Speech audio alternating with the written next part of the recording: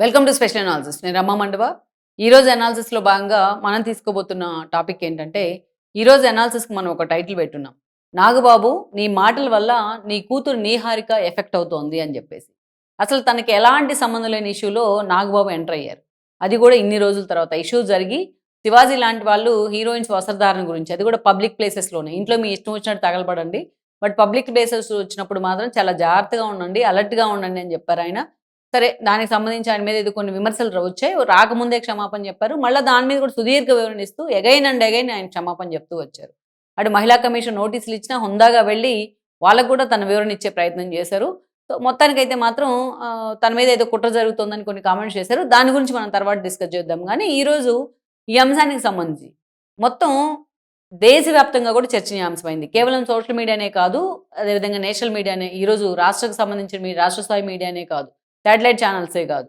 ఏదైతే దేశ స్థాయిలో గూడా కొన్ని నేషనల్ ఛానల్స్ ఈ ఇష్యూని ఫోకస్ చేసాయి. శివాజీ ఎన్‌డీటీవీ లాంటి వాళ్ళతో కూడా మాట్లాడడం కూడా జరిగింది ఈ అంశానికి సంబంధించి. అయితే ఎప్పుడైతే ఈ ఇష్యూలోకి చిన్మయి గాని, అదేవిధంగా అనసూయ గాని రావడం, వాళ్ళు మామూలుగా ఖండించుంటే అసలు ఎలాంటి కాంట్రవర్సీ ఉండేది కాదు. అందరూ కూడా శివాజీ ఇలా మాట్లాడకుండా ఉండాల్సిందని అనుకునేవాళ్ళు. కానీ నా బాడీ నా ఇష్టం అని అనసూయ పోస్ట్ చేయడం, అది దాని మీద డిబేట్ జరుగుతా ఉన్న సమయంలోనే మళ్ళా తాను స్విమ్ సూట్‌లో ఉన్న ఒక వీడియో పోస్ట్ చేయడం. మళ్ళా ఆయన సారీ చెప్పిన తర్వాత కూడా శివాజీ క్యారెక్టర్‌ని అవమానించేలాగా ఆమె చాలా దారుణంగా బిహేవ్ చేయడం. ఇది ఒకటి. అట్ ద సేమ్ టైమ్ ఇక చిన్మయి కూడా ఈ అంశంలో వైల్డ్‌గా రియాక్ట్ అయ్యారు. మీ కొడుకులకి చీరలు కట్టుకోండి, గాజులు తొడుక్కోండి అన్న విధంగా చాలా హ్యూమిలేటింగ్‌గా, హార్ట్ టచింగ్‌గా మాట్లాడారు ఆవిడ కూడా. సో, ఇదంతా కూడా డిబేట్ జరుగుతా ఉన్న క్రమంలో ఈరోజు ఆల్మోస్ట్ ఒక 1 వీక్ తర్వాత, సో, పరస్పరం నడుస్తా ఉన్నాయి ఇలాంటి కామెంట్స్ అన్నీ కూడా. సోషల్ మీడియా కూడా ఈ రోజున మొత్తం ఒక 95%, 96% సోషల్ మీడియా శివాజీ వైపు నిలబడితే, ఒక 2, 3% అనసూయ లాంటి వాళ్ళ వైపు నిలబడిన పరిస్థితి ఉంది. మెజారిటీ ఎటువైపు వెళ్తుందనే దాని మీద ఎక్కువ డిబేట్ జరుగుతోంది. ఈరోజు సోషల్ మీడియా మనం ఓపెన్ చేసినా, మెయిన్ స్ట్రీమ్ మీడియాలో చూసినా, ఎక్కడ చూసినా ఈ డిబేటే జరుగుతోంది శివాజీ అంశానికి సంబంధించి. దీనికి ఎక్కడ కూడా ఫుల్ స్టాప్ పడే ప్రయత్నం చేయల. ఎవరో ఒకరిద్దరు, ఒక మనోజ్ లాంటి వాళ్ళు స్పందించారు. ఆ తర్వాత ఆయన మీద కూడా విమర్శలు రావడంతో ఆయన సైలెంట్ అయిపోయారు. ఇక రామ్ గోపాల్ వర్మ లాంటి వాళ్ళు మాట్లాడారు. వర్మ గురించి మనం ఎంత తక్కువ మాట్లాడితే అంత మంచిది ఇక్కడ. సో, ఆయన గురించి అసలు నేను మాట్లాడడానికి కూడా ఇష్టపడట్లేదు, రామ్ గోపాల్ వర్మ గురించి. అదేవిధంగా చూసినట్లయితే ఇక్కడ ఈరోజు నాగబాబుని ఈ ఇష్యూలోకి ఎంటర్ అయ్యారు. సరే, ప్రకాష్ రాజ్ కూడా ఎంటర్ అయ్యారు. సో, ప్రకాష్ రాజ్ గురించి కూడా మనం పక్కన పెడదాం. ముందు నాగబాబు గురించి మాట్లాడుకుందాం. ఇంత సుదీర్ఘ ఇష్యూలోకి ఇన్ని రోజులుగా ఈ ఇష్యూ నడుస్తా ఉంటే నాగబాబుకి ఇప్పుడు మెలుకువ వచ్చింది. చాలా రోజుల తర్వాత ఈరోజు ఆయన మాట్లాడారు ఈ ఇష్యూ సంబంధించి. నువ్వెవడురా మాట్లాడడానికి అన్నట్టు శివాజీని చాలా హ్యూమిలేట్ చేసే విధంగా నాగబాబు మాట్లాడడం జరిగింది. నాగబాబు ఎవరు మాట్లాడడానికి? శివాజీ మాట్లాడడానికి అమ్మాయిల డ్రెస్ సెన్స్ గురించి శివాజీకి రైట్ లేనప్పుడు, దాన్ని ఖండించడానికి నాగబాబుకి ఎక్కడ రైట్ ఉంది? నాగబాబు ఏమన్నా దేవుడి బిడ్డ మాట్లాడడానికి? అంతేకాదు, ఇక్కడ నాగబాబు నేను ఇంకొకటి అడగాలి. ఈరోజు ఆయన ఎమ్మెల్సీ. జనసేన కోటాలో ప్రభుత్వం తరపున ఎమ్మెల్సీగా ఉన్నారాయన. ఆయన కౌన్సిల్‌కి కూడా, ఎంపీ కౌన్సిల్‌కి కూడా అటెండ్ అవుతా ఉన్నారు. ఏ రోజైనా నాగబాబు ఇప్పుడు ఆయన ఆల్రెడీ ఎమ్మెల్సీగా ఎలక్ట్ అయ్యి కూడా 6 నెలలు కావస్తోంది.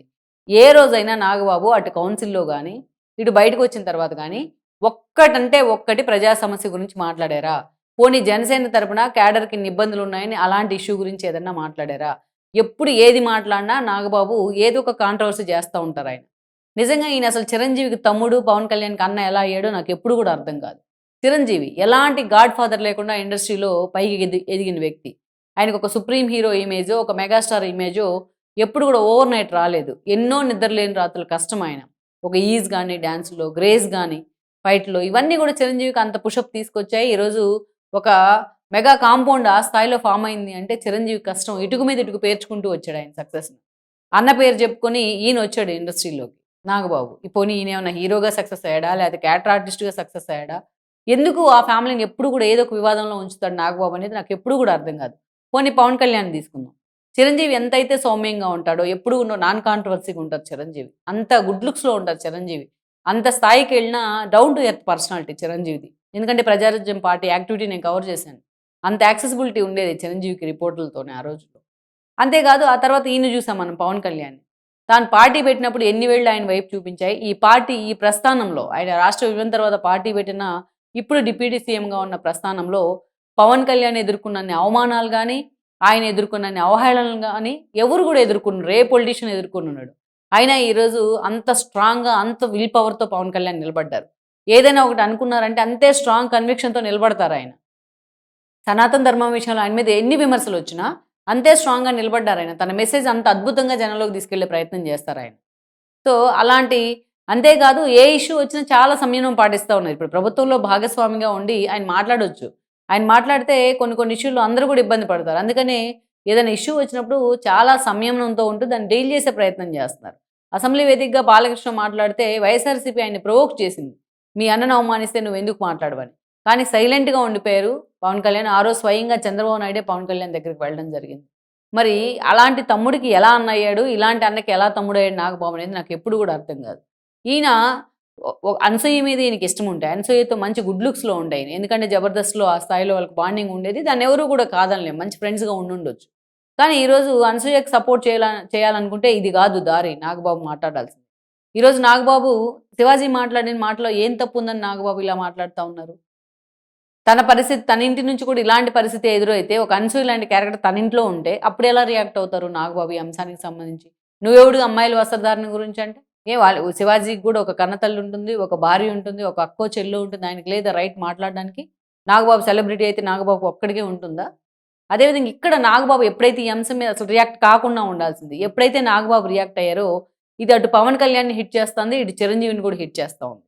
పవన్ కళ్యాణ్ అంత అద్భుతంగా సనాతన ధర్మం గురించి మాట్లాడుతా ఉంటే, ఆ సనాతన ధర్మంలో హిందూ సాంప్రదాయాల గురించి అమ్మాయిల వస్త్రధారణ కూడా అన్నీ ఇన్‌బిల్ట్ అయ్యి ఉంటాయి దాంట్లో. మరి నాగబాబు దానికి క్వైట్ అపోజిట్‌లో మాట్లాడుతా ఉన్నారు. ఆ పార్టీ ఎమ్మెల్సీగా ఉండి కూడా. అంతేకాదు ఈరోజు నాగబాబు చేసిన కామెంట్స్ అన్నీ కూడా నీహారికని హిట్ చేస్తున్నాయి. పాపం ఎవరు కూడా దయచేసి నీహారికని టార్గెట్ చేయొద్దు. ఆవిడని దీంట్లోకి లాగాల్సిన అవసరం కూడా లేదు. కానీ ఈరోజు ఆవిడ సరే తన వ్యక్తిగత జీవితంలో ఇష్యూస్ వచ్చినా కూడా ఈరోజు ఆమె చాలా స్ట్రాంగ్‌గా నిలబడింది. ఫ్యామిలీ కూడా ఆమెకు అంతే సపోర్ట్ చేస్తా ఉంది. కానీ ఈరోజు అన్నీ ఆమె పాత విషయాలు, ఆమె వివాహం దగ్గర నుంచి ప్రతి విషయం కూడా ఈరోజు బయటికి తీసుకొచ్చి సోషల్ మీడియా చర్చ జరుపుతా ఉంది.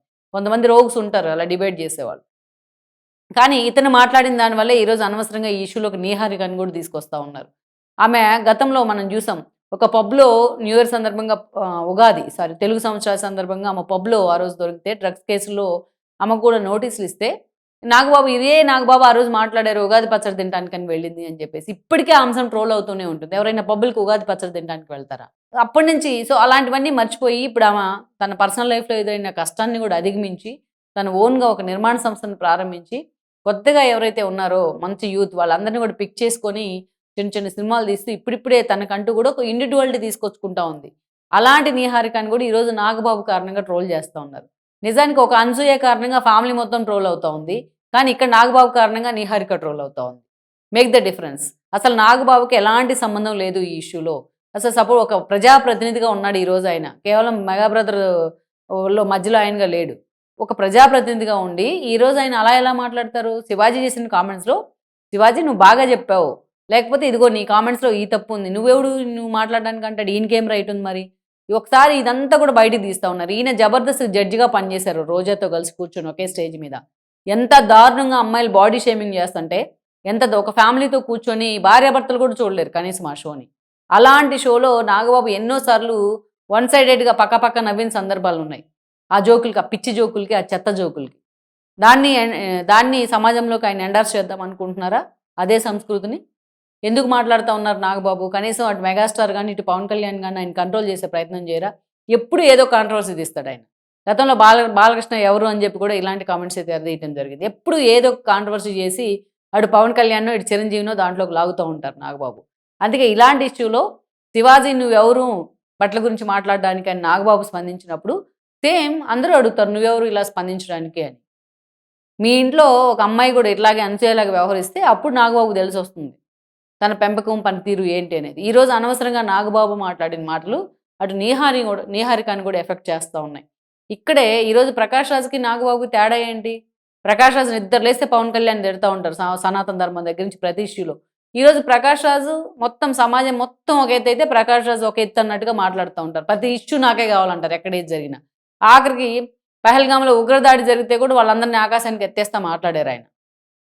ఆపరేషన్ సింధూర్ అంటే కూడా దాన్ని కూడా హేళన చేశారు. మరి అదే 'ప్రకాష్ రాజ్' వాయిస్‌ని ఈరోజు నాగబాబు వినిపిస్తా ఉన్నారు. అంటే ఏంటి? ఈరోజు వీళ్ళంతా ఒకే తానులో ముక్కలని కదా అర్థం. అక్కడన్నా అర్థం చేసుకోవాల్సింది కదా నాగబాబు. ఆయన ఈ స్థాయిలో స్పందించే ముందు కనీసం అసలు ఏం జరుగుతుంది మీడియాలో, మెజారిటీ ఎటువైపు ఉందనేది ఆయన చూసుకొని ఉండాల్సింది నాగబాబు మాట్లాడే ముందు. ఏదో కాంట్రవర్సీలో జొరబడదాం, ఏదో ఒకటి హైలైట్ అవుదాం అంటే అది నడవదు. ఈరోజు నువ్వు ముందు మిగతా రోజుల్లో ఎట్లున్నా ఈరోజు ఒక ప్రజాప్రతినిధిగా ఉన్నావు ఎమ్మెల్సీ అంటే. పెద్దల సభలో ఉన్నావు అది కూడా. అసెంబ్లీలో కూడా కాదు. సో, అందుకే మాట్లాడే ముందు మనం ఏం మాట్లాడుతాం అనేది మనకు సోయుంటే, మన ఇంట్లో వాళ్ళు కూడా దానికి టార్గెట్ కాకుండా ఉండుంటారు. సో, ఈరోజు నాగబాబు ఇలా మాట్లాడాల్సింది కాదు. అనవసరంగా దయచేసి సోషల్ మీడియా గానీ, మీడియా గానీ, నీహారికని ఇందులోకి లాగాల్సిన అవసరం అయితే లేదు.